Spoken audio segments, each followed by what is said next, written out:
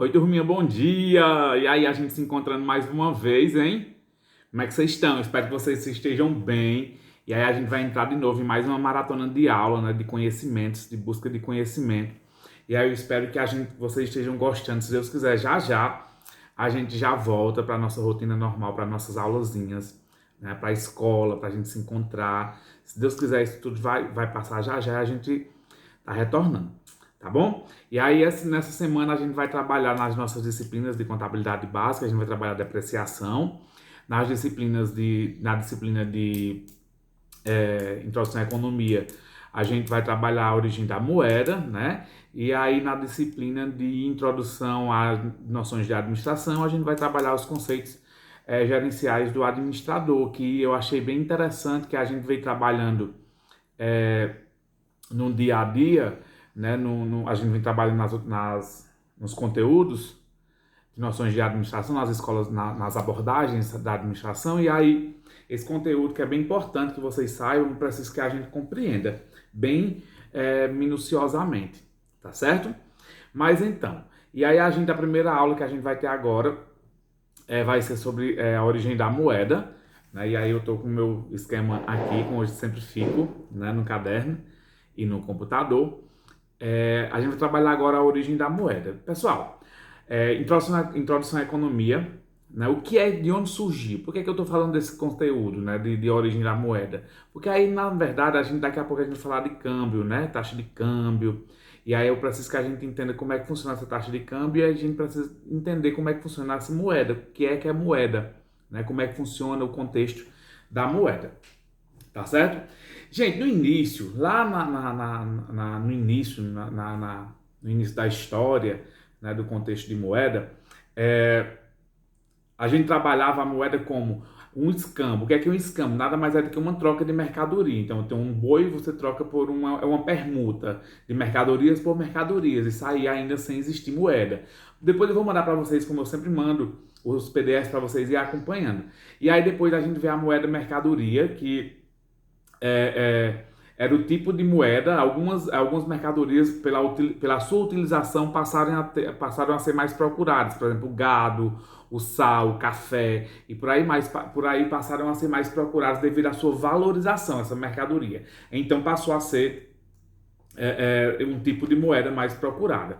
E aí foi passando a época e a gente entrou no metal, né? Depois a gente teve a moeda em formatos de objetos, né, a chave, a faca, a pele de animais, isso lá no início da história mesmo, arcaico mesmo.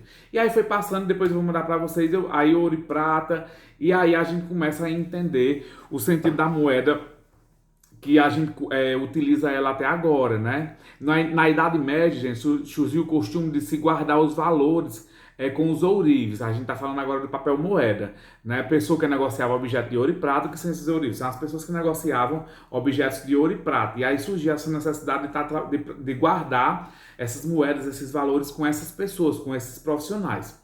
E aí entrou nos diversos formatos, né? E aí, em vários formatos. O dinheiro variou muito nesse período, né? Esse período de tempo, do início da Idade Média até agora. O dinheiro variou muito do seu aspecto físico até no decorrer desses séculos até agora, no dia a dia do que a gente entende que é a moeda hoje, que é a moeda em papel, que é a moeda em cheque, que é a moeda em plástico, o famoso cartão de crédito ou débito. Então, todos esses tipos de moeda veio se atualizando desde a Idade Média até nos dias atuais, andando por todos esses séculos, tá bom? E aí, o sistema monetário, o que é o sistema monetário? É o conjunto de cédulas e moedas utilizadas por um país. Então, o nosso país, nosso sistema monetário, o nosso país, nossas cédulas, nossas moedas, todo mundo sabe que é o real. Então, todos nós sabemos que é o real a nossa moeda. E aí, foi através de legislação própria que a partir daí criou-se e serve para mensurar qualquer tipo de valor monetário que a gente possa adquirir através da nossa moeda, que é o real, né? E aí a gente entra isso aí eu vou mandar, tem a historiazinha, tem um PDF que eu vou mandar para vocês, só para vocês lerem, porque é a introdução de como surgiu. Mas aí num decorrer, né, a nossa ideia, o nosso conteúdo, o que eu quero que vocês entendam é daqui por diante, né? Que fique bem claro que é o que vai ser interessante para a gente estudar em economia. Né? Então, o que é o conceito de moeda? Moeda é um objeto aceito pela sociedade como intermediário nas trocas econômicas, ou seja, para o pagamento de bens ou de serviços que possivelmente alguém vá adquirir. Né? Comprar um carro, comprar uma moto, comprar uma bicicleta, comprar uma casa, comprar um quilo de arroz, comprar um quilo de carne e por aí vai. Isso é o conceito de moeda. Então, é um objeto que você vai pegar para trocar por algo que você precisa. Né? Esse é o conceito básico de moeda, economicamente falando. E aí, quais são as funções da moeda? Né? Economicamente falando, as funções da moeda, a moeda tem três funções básicas: meio de troca, unidade de conta, né, e reserva de valor. O que é cada um? Meio de troca é um intermédio econômico. Né? Eu tenho um R$ 10 e vou trocar os R$ 10 por um milkshake. Então é um meio de troca. Né? Unidade de conta, né? A moeda utiliza para expressar os valores de diferentes bens na economia, possibilitando sua comparação, ou seja, tornando uma unidade de medida. Por que é que essa caneta ela vale R$ 1? Porque segundo a economia, a caneta entrou numa unidade de conta de moeda para ser estipulada por esse valor. E por aí vai. Então é quando essa moeda ela valoriza e desvaloriza algum bem econômico. Né? E a reserva de valor, que é a posse de moeda que representa a liquidez imediata, né? A capacidade de transformar um ativo em dinheiro vivo, para quem a possui. Então, quem tem mais, obviamente, quem tem mais dinheiro, ele se torna mais rico, possamos dizer assim, né? Tem um poder aquisitivo maior. Então, porque aqui as pessoas, uns são ricos e outros são pobres, porque obviamente, o rico detém mais dinheiro, tem mais reserva de valor e por aí vai. É o conceito básico de quem é da questão econômica de cada pessoa, né? De cada ser, né?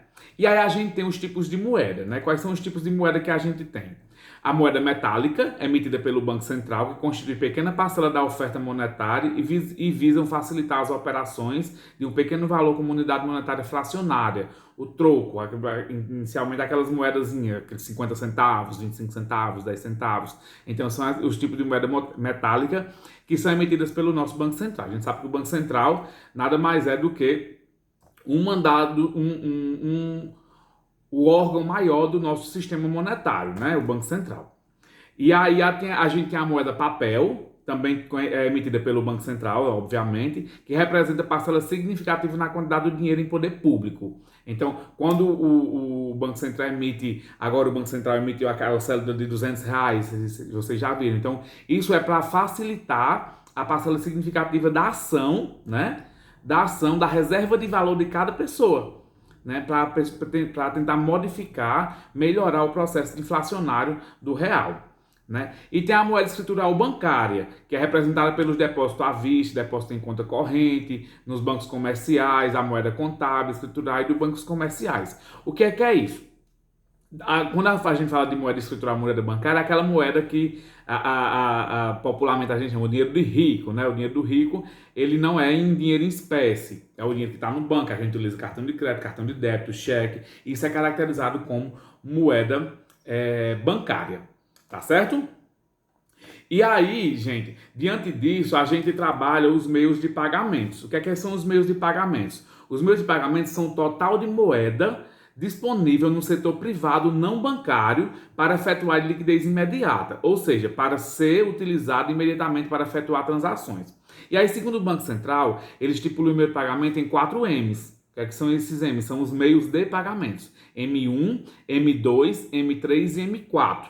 Então, que é o que a economia prega, né? O que a gente estuda realmente na economia. Então, quais são os meios de pagamentos que a economia utiliza? São 4, M1, M2, M3 e M4, né? As definições são: M1, moeda em poder público mais depósito à vista nos bancos comerciais são os meios de pagamentos conceituados como moeda de liquidez imediata que não rendem juros. Então, são aquelas moedas, são aqueles... a moeda, o dinheiro, quando eu falo de moeda, a gente fala de dinheiro, né? O dinheiro que está em poder em poder público. em poder dos bancos, em poder do governo federal, dos órgãos normativos superiores e por aí vai. M2 vai ser igual ao M1, ou seja, a moeda anterior, mais os depósitos de poupança, mais títulos privados, depósito a prazo, letras de câmbios, hipotecarias, imobilizados, imobiliárias. Então, são todos os dinheiros que estão nesse meio. Nos depósitos de banco, aí sim vai render juro, títulos privados, quando a gente estuda, vocês vão estudar semestre que vem em mercado de capitais, como é que funciona esses títulos privados, títulos de crédito e por aí vai, mais a moeda que está no M1, né? Isso caracteriza-se o M2. E aí a gente passa para o M3, né? O que é M3? M3 é igual ao M2 mais os fundos de renda fixas, mais operações compromissadas com títulos federais e por aí vai. E aí o M4, que é igual ao M3, né? Mais os títulos públicos federais, estaduais e municipais, aquelas moedas que estão em poder público, né? E aí a gente tá falando de políticas públicas, né? Finanças públicas. E aí todas essas moedas que estão em poder público caracteriza-se o M4. Então, se a gente observar, todas essas moedas, elas são a junção dos M's anteriores, das moedas anteriores. Para quê? Para que comecem a circular e gerar uma valorização da moeda e, consequentemente, do bem. Então, o carro de 20 mil reais só vale 20 mil reais porque existe 20 mil reais para ser pago desse carro, né? E por aí vai. Tranquilo? Então, quando discutimos esse sistema monetário, entendemos como um conjunto de instituições responsáveis para a emissão de moeda no país. E a moeda ganha nome técnico, que é conhecido como esses meios de pagamento que eu acabei de falar. Então, isso nada mais é do que o nome técnico da moeda que circula no país na responsabilidade de alguém. Seja pessoa física, seja eu, seja você, seja meu pai, seja minha mãe, seja o governo, seja os bancos. Então isso caracteriza-se os meios de pagamento e a circulação da moeda naquele local. Estão entendendo? Então, em termos agregados, a quantidade de meios de pagamento presente numa economia, num dado momento, está relacionada à quantidade de papel moeda existente. Por isso, a necessidade do governo federal lançar aquela moeda de R$200, aquela nota de R$200. Né, para melhorar o processo econômico e o valor da moeda, o valor do real. E com isso, depositar e títulos públicos são bons comerciais de moeda escritural. Tranquilo?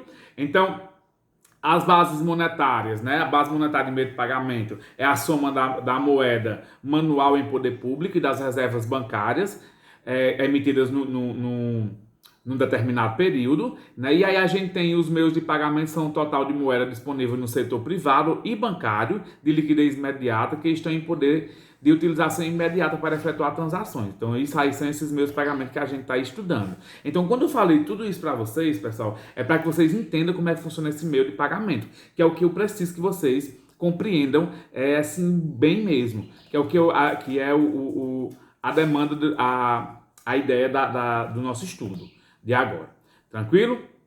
E aí a gente tem um outro tipo de moeda, né? Uma outra demanda de moeda chamada demanda de moeda para transações, que são as pessoas e empresas quando precisam de dinheiro para suas transações do dia a dia, alimento, transporte, aluguel, pagamento de um Uber, sei lá, de N coisas, né? Demanda de moeda por precaução, o poder público e as empresas precisam de certas reservas monetárias para fazer face aos pagamentos imprevistos ou atraso de recebimentos esperados, né? E a demanda de moeda por especulações ou portfólios, né? Dentre sua carteira de aplicações, os investidores têm uma cesta de moeda observando o comportamento da rentabilidade de vários títulos. E aí a gente trabalha justamente isso no mercado de câmbio, né? Que a gente vai ter uma aula ainda sobre mercado de câmbio. Tranquilo?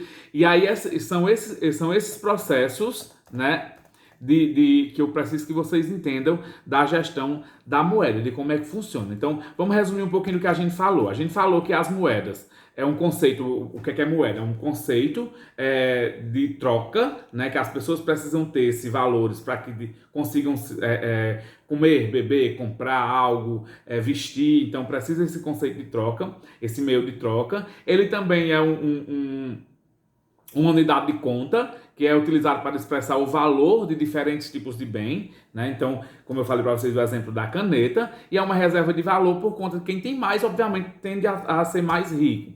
E aí a gente falou também das moedas, os tipos de moedas que são moedas metálicas, papel moeda e moeda escritural bancária, que é cartão de crédito, o depósito de banco, cheque, por aí vai, né? E aí a gente entendeu que a moeda ela se divide em alguns meios de pagamento segundo a economia, né? Para a gente discutir o sistema monetário, entendido como um conjunto de instituições que regem, né? Que circulam, que negociam, que gerenciam, que administram a emissão da moeda no nosso país, ela garantir um nome técnico para que consiga trabalhar esse gerenciamento e essa técnica de trabalho dessa moeda, de administração desse meio de pagamento, dessa emissão da moeda, que são as definições de M1, M2, M3 e M4. E aí a gente trabalhou entendeu cada uma dessas, né? Que M1 é a moeda em poder público, M2 é igual ao M1 mais depósito de poupança e títulos de crédito privado, M3 é igual ao M2 mais os fundos de renda fixas e operações compromissadas de títulos federais, e o M4 que é igual ao M3 mais os títulos federais, estaduais e municipais de gestão de moeda, de dinheiro de moeda, de valores monetários. Tá certo? E aí a gente também falou no final que foi falando sobre a demanda de moeda, que a gente tem a demanda de moeda para transações, demanda de moeda por precaução e demanda de moeda por especulação. Tá bom? Entendido? E aí a gente fica por aqui num pouquinho desse conteúdo e eu vou disponibilizar para vocês os conteúdos em PDF para que vocês consigam acompanhar. Tá certo? Então, beijo e até já na próxima aula.